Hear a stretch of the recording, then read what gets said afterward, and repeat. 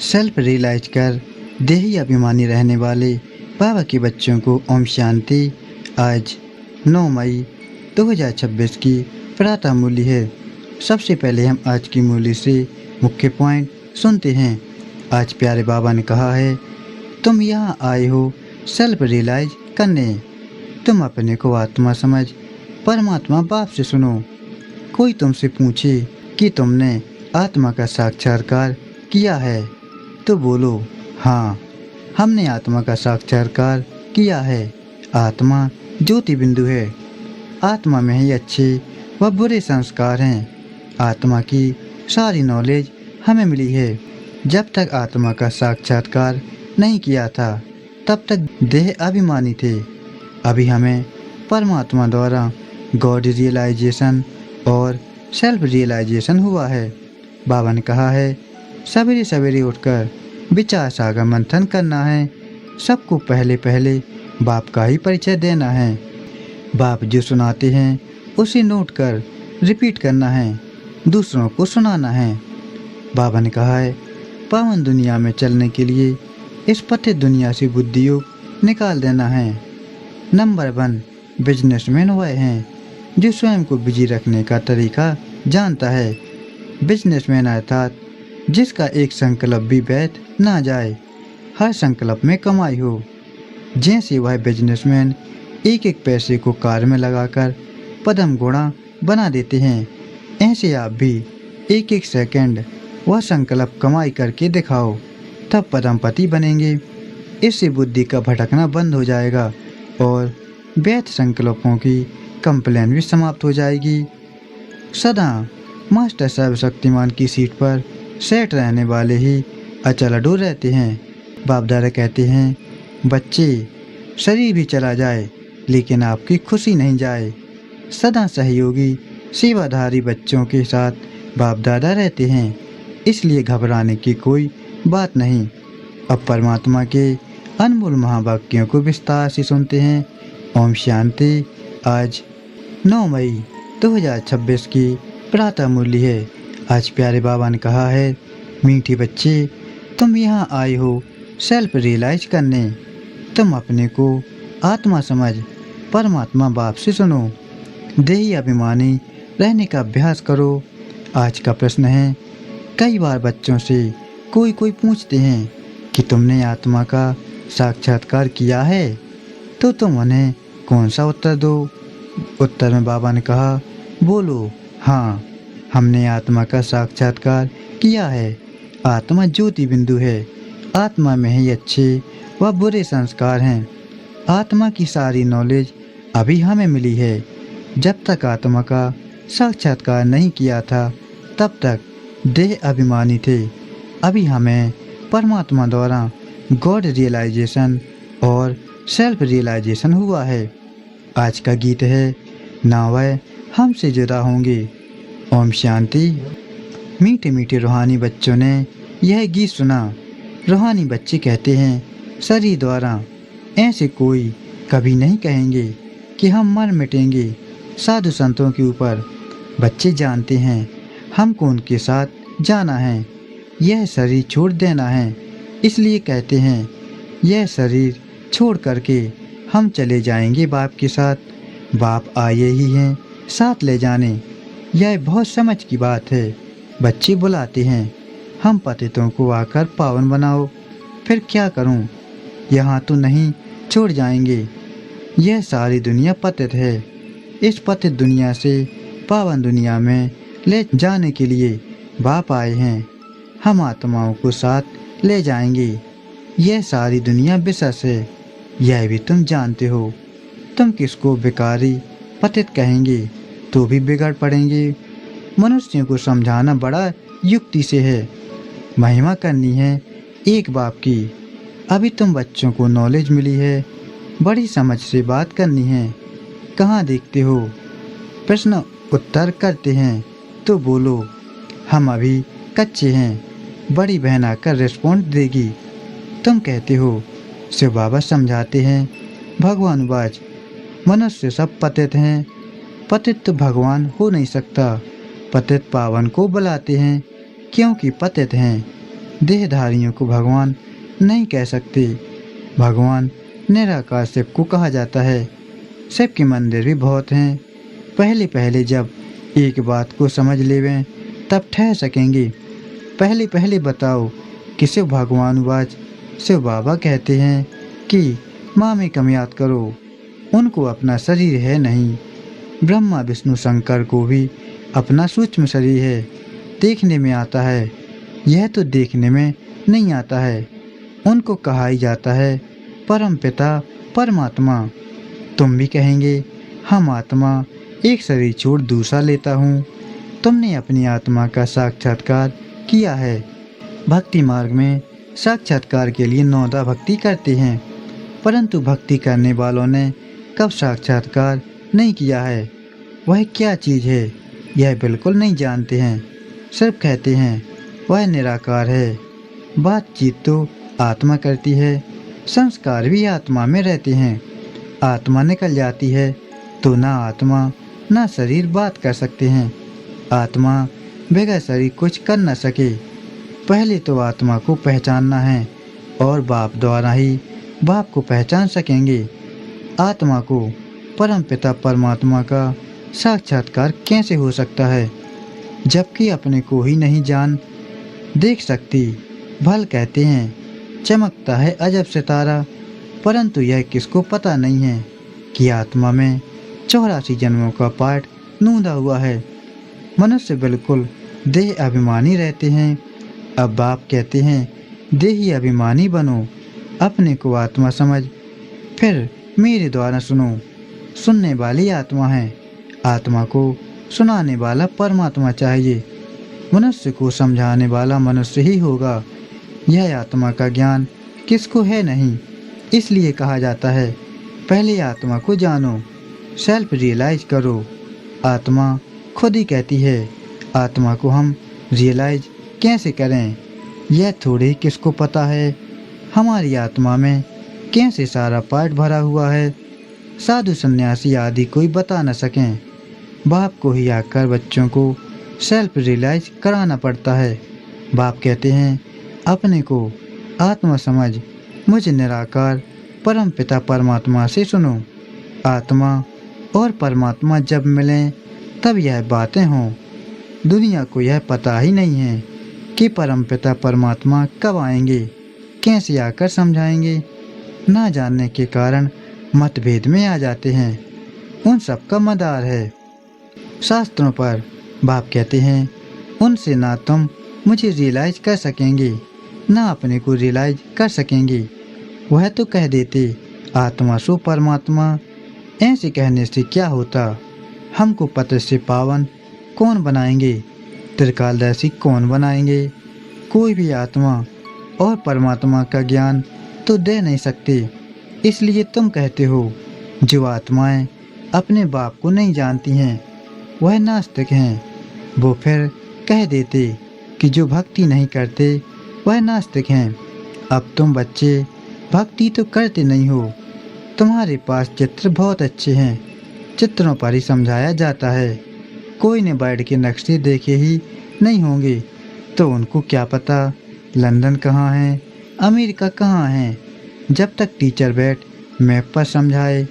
इसलिए तुमने यह चित्र बनाए हैं, परंतु डिटेल में कोई समझ नहीं सकते। सूर्यवंशियों ने यह राजधानी कहाँ से ली, फिर चंद्रवंशियों ने कैसे ली, क्या सूर्यवंशी से लड़ाई की। तुम समझते हो सबको वर्षा एक बाप से मिलता है। सूर्यवंशी चंद्रवंशी तो विश्व के मालिक हैं, दूसरा कोई धर्म ही नहीं होता है, तो लड़ाई की बात ही नहीं। अभी तुम समझते हो हम विश्व के मालिक बनते हैं।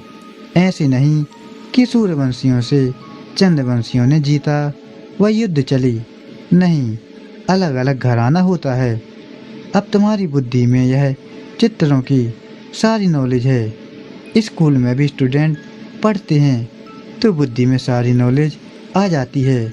छोटे बच्चों को किताब में दिखाया जाता है, यह हाथी है, यह फलाना है। अब तुम इस ड्रामा को जान गए हो।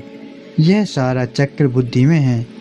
यह सारी नई बातें और इन बातों को ब्राह्मण को ही समझेंगे, दूसरे तो बैठ फालतू डिबेट करेंगे। ऐसे भी नहीं सबको इकट्ठा समझाया जा सकता है, नहीं, अलग अलग समझाना होता है। कायदा भी है, पहले बाप को आत्मा को समझें, फिर क्लास में बैठें तो समझेंगे, नहीं तो समझ ही नहीं सकेंगे, संशय उठाते ही रहेंगे। तुमको समझाना है भगवान एक ही है, वह ऊंचते ऊंचे है, देवताओं को भी भगवान नहीं कह सकते। आत्मा का भी ज्ञान अब तुमको मिला है, कर्म का फल आत्मा ही भोगती है, संस्कार आत्मा में ही रहते हैं, आत्मा सुनती है इन ऑर्गन्स द्वारा। भगवान बाप एक है, वर्षा उनसे मिलता है। बाबा ने समझाया है, तुम अपने को आत्मा निश्चय करो और बाप से बुद्धि योग लगाओ। जन्म जन्मांतर भक्ति करते आए हो, हनुमान के भी पुजारी होंगे तो हनुमान को याद करेंगे, वह श्री कृष्ण के पुजारी होंगे तो श्री कृष्ण को याद करेंगे। अभी तुमको समझाया जाता है, तुम आत्मा हो, तुम्हारा परमपिता परमात्मा है, उनको याद करने से ही बाप का वर्षा मिलेगा। जो बाप है स्वर्ग का रचयिता, तो जरूर हम स्वर्ग में होने चाहिए।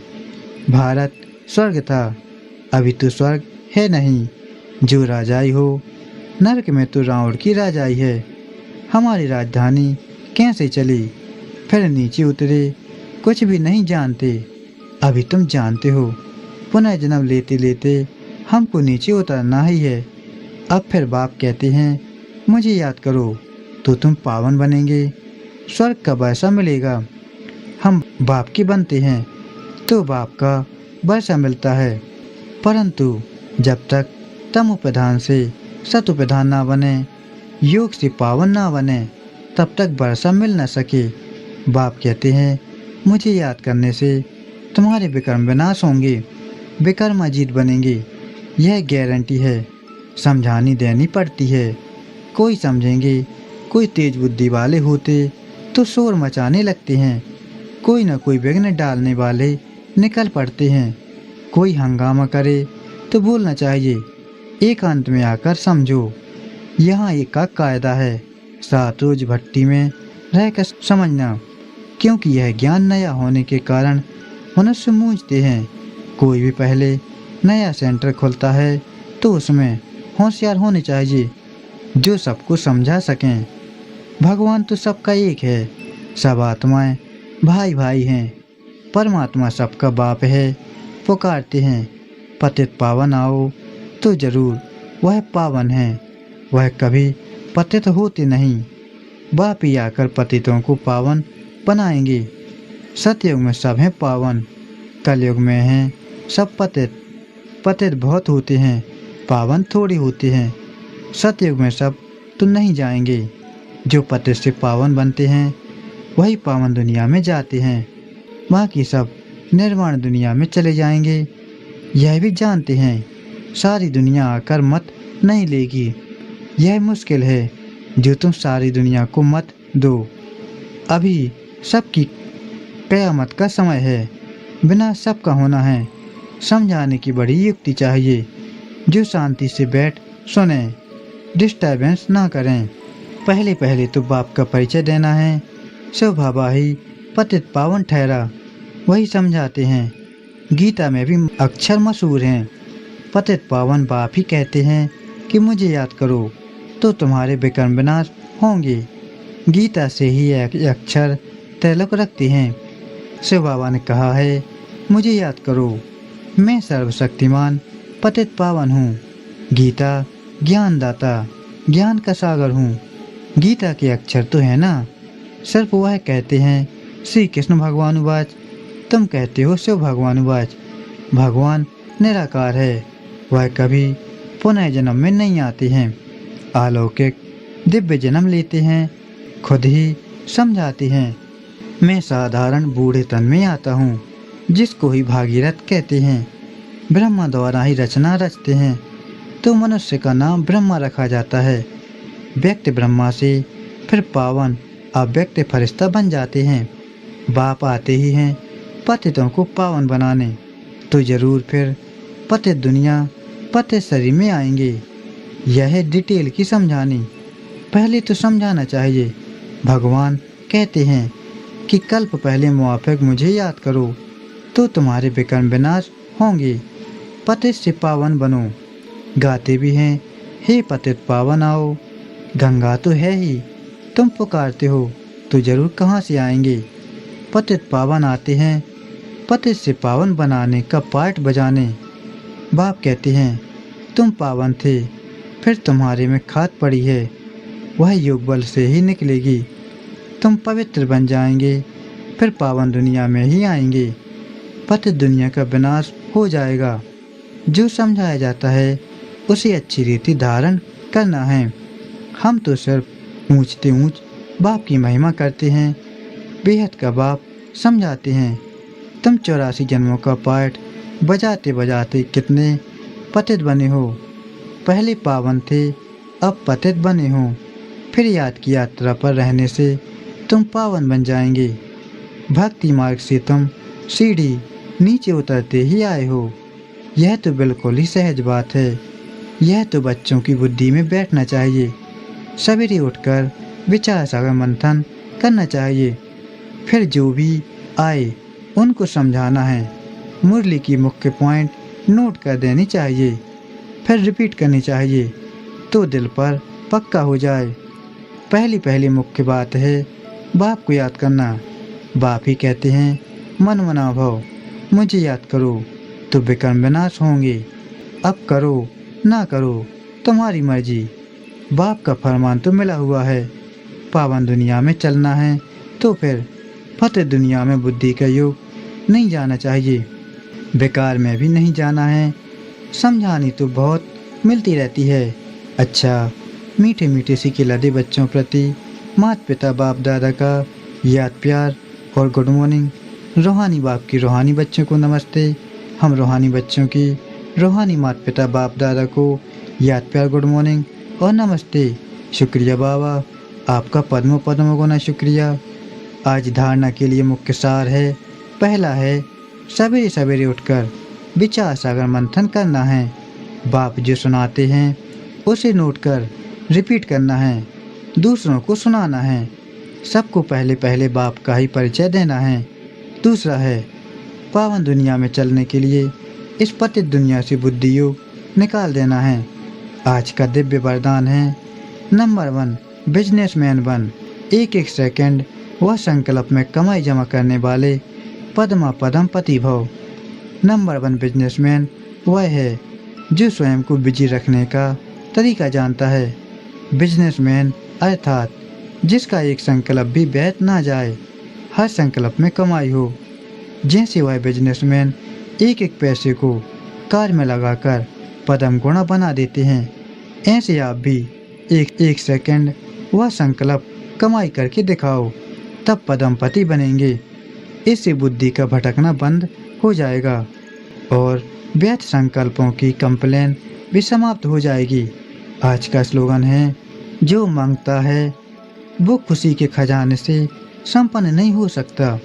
आज के लिए प्यारे बाबा का अव्यक्त इशारा है सदा अचल अडोल एक रस स्थिति का अनुभव करो। सदा मास्टर सर्वशक्तिमान की सीट पर सेट रहने वाले ही अचल अडोल रहते हैं। बाप दादा कहते हैं बच्चे शरीर भी चला जाए लेकिन आपकी खुशी नहीं जाए। पैसा तो उसके आगे कुछ भी नहीं है। जिसके पास खुशी का खजाना है उसके आगे कोई बड़ी बात नहीं है। और सदा सहयोगी सेवाधारी बच्चों के साथ बाप दादा रहते हैं, इसलिए घबराने की कोई बात नहीं है। अच्छा, ओम शांति। शुक्रिया बाबा।